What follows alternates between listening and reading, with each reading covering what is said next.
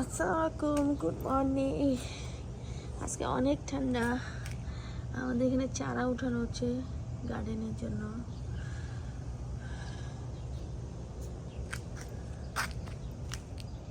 আজকে সকালে ছিল 36, বাংলাদেশের হিসেবে হয়তো 2 ডিগ্রি বা 1 ডিগ্রি সেলসিয়াস ছিল। তারপরে সূর্য উঠেছে আলহামদুলিল্লাহ। কারণ ঠান্ডার ভিতরে যখন মেঘলা মেঘলা থাকে তখন অনেক বেশি খারাপ লাগে। সবাই ঘুমিয়ে আমি উঠে গেছি। আজকে আমেরিকাতে প্রেসিডেন্ট ডে, এর জন্য আমার মেয়ের স্কুল নাই, আমার হাজব্যান্ডেরও আজকে কাজ নেই, ও অবশ্য সকালে আসছে।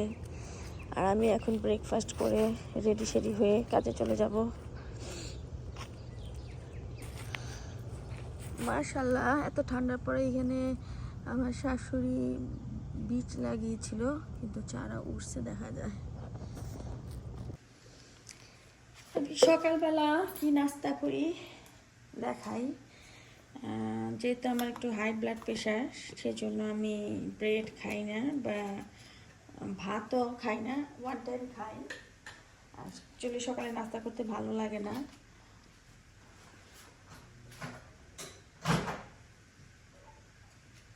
বা যেহেতু ওষুধ খাওয়া লাগে এর জন্য নাস্তা করি। আমি এখানে হাফ কাপ দুধ গরম করে নিয়েছি। আর আমি দিব এখানে 1 চামচ চিয়া সিড। এটা আমি একটুক্ষণের জন্য রেখে দিব এখন।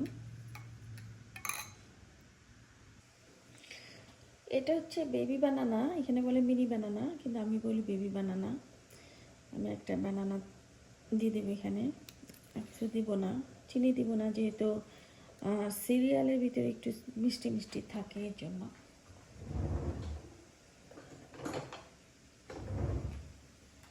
আমি এটা কেটে ছোট ছোট করে দিয়ে দেব।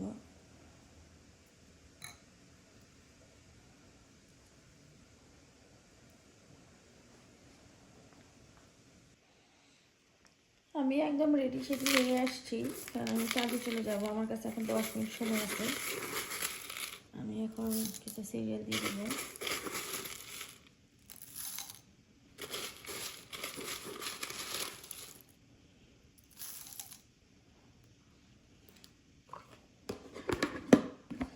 আমি এখন একটু খেয়ে তারপর কাজে চলে যাব। প্রবাসের জীবনে মানুষের জন্য ঘড়ির কাঁটা ঘুরে না, ঘড়ির কাঁটার জন্য মানুষ ঘুরে। প্রতিটা সেকেন্ডই কাউন্ট হয়। আমার মেয়ে হওয়ার পর আমার স্বাস্থ্য এত বাড়ে নাই, কিন্তু আমার যখন টিউমার ওর সার্জারি হয়েছে তারপরে আমার স্বাস্থ্য বাড়ছে। এখন স্বাস্থ্য কমার জন্য তো আর কিছু না, এখন হচ্ছে সুস্থ থাকার জন্য চেষ্টা করি, আর যেন আর না বাড়ে এইটুকুই ট্রাই। তারপরেও আল্লাহর কাছে সব কিছুর জন্য আলহামদুলিল্লাহ অনেক ভালো আছি।